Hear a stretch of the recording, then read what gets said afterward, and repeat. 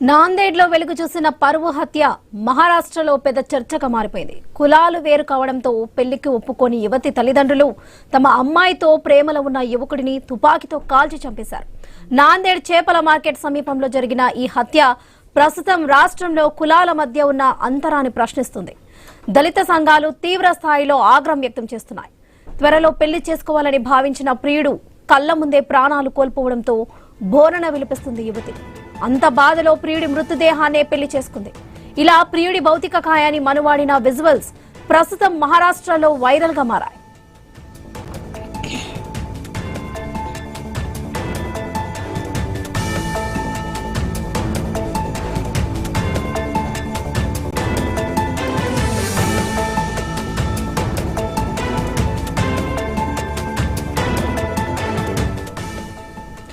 నాందేడ్కు చెందిన సాక్ష్యం గౌతమ్ ధాట్, ఇదే ప్రాంతానికి చెందిన ఆచల్ ఇద్దరు ప్రేమికులు.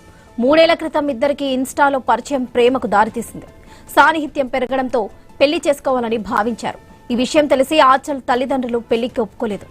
దళిత యువకుడైన సాక్ష్యంను పెళ్లి చేసుకోవడానికి వీల్లేదని కట్టడి చేశారు. కానీ తెగించి పెళ్లి చేసుకోవాలని భావించారు ప్రేమికులు. ఈ విషయం పసిగట్టిన ఆచల్ తండ్రి సోదరుడు సాక్ష్యం కదలికలపై నిఘా పెట్టారు. గత నెల 27న నాందేడ్ రైల్వే స్టేషన్ కు వెళ్లిన సాక్ష్యంను వెంటాడి చేపల మార్కెట్ సమీపంలోకి రాగానే తుపాకీతో కాల్చి చంపేశారు.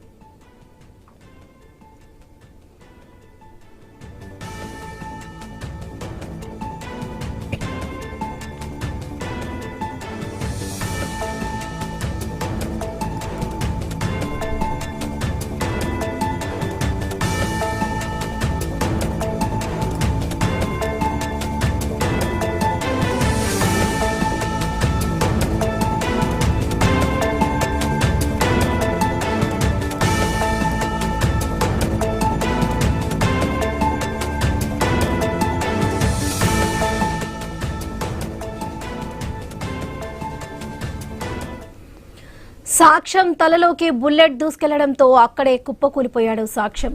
విచారణలో పరువు హత్యగా తెలియడంతో ఒక్కసారిగా ఉద్రిక్తతకు దారితీసింది. మరుసటి రోజు పేపర్లో సాక్ష్యం హత్య గురించి తెలుసుకుని బోరున విలిపిస్తూ ప్రియుడి ఇంటికి పరుగులు తీసింది ఆచల్. కొన్ని గంటల వరకు సరదా కబుర్లు చెప్పిన ప్రియుడు ఆచేతనంగా పడిపోవడంతో తట్టుకోలేకపోయింది. పోస్టుమార్టం తర్వాత సాక్ష్యం భౌతిక కాయాన్ని ఇంటికి తీసుకురాగానే అతడినే పెళ్లి చేసుకుంటానని పట్టుబట్టడంతో ప్రియుడి శవంతోనే వివాహ క్రతు పూర్తి చేశారు సాక్ష్యం ఇంటిలోని పెద్దలు. ప్రస్తుతం ఈ విజువల్స్ మహారాష్ట్రలో వైరల్ గా మారాయి.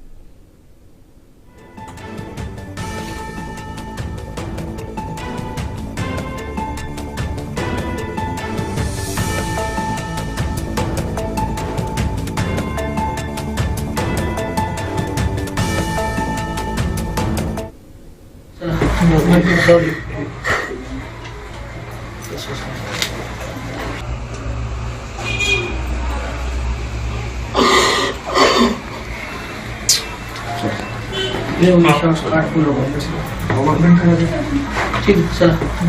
Sorry.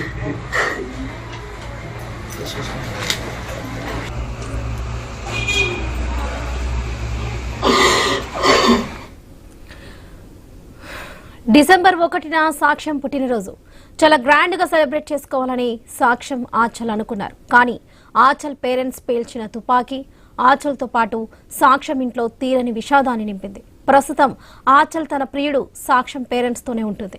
సాక్ష్యం తల్లిదండ్రులు కూడా ఆచల్ను కన్న కూతురులా చూసుకుంటామని చెబుతున్నారు. ఆచల్ మాత్రం ఈ ఘాతుకానికి ఒడిగట్టిన తన తల్లిదండ్రులను ఉరితీయాలని డిమాండ్ చేస్తుంది. పోలీసులు ఈ కేసుతో సంబంధం ఉన్న 6గురిని అరెస్ట్ చేసి జైలుకు తరలించారు.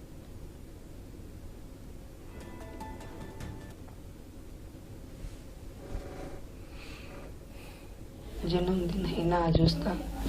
वो लोगों ने जो हत्या की, फिर भी मेरा बच्चा मर के भी अमर रहेगा, सबके दिल में वो जिंदा रहेगा। वो इतना नेक इंसान था कि वो मर के भी किसी को ऐसा नहीं लग रहा कि वो मरा, बल्कि सबके दिलों में जिंदा है।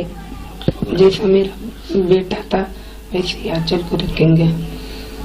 जन्मदिन है ना आज उसका।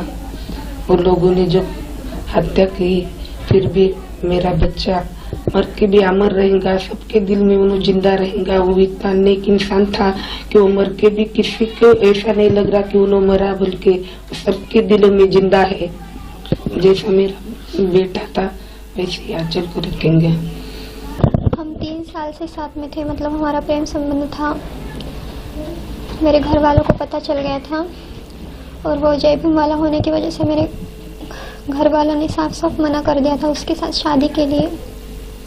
वो जय भीम वाला है, हम हिंदू है, इसीलिए प्रेशर नहीं, बस उसे बोला था कि अगर तुझे मेरी बेटी से शादी करनी है तो तुझे हमारा हिंदू धर्म में आना पड़ेगा। तो वो मेरे लिए ये भी करने के लिए तैयार हुआ था।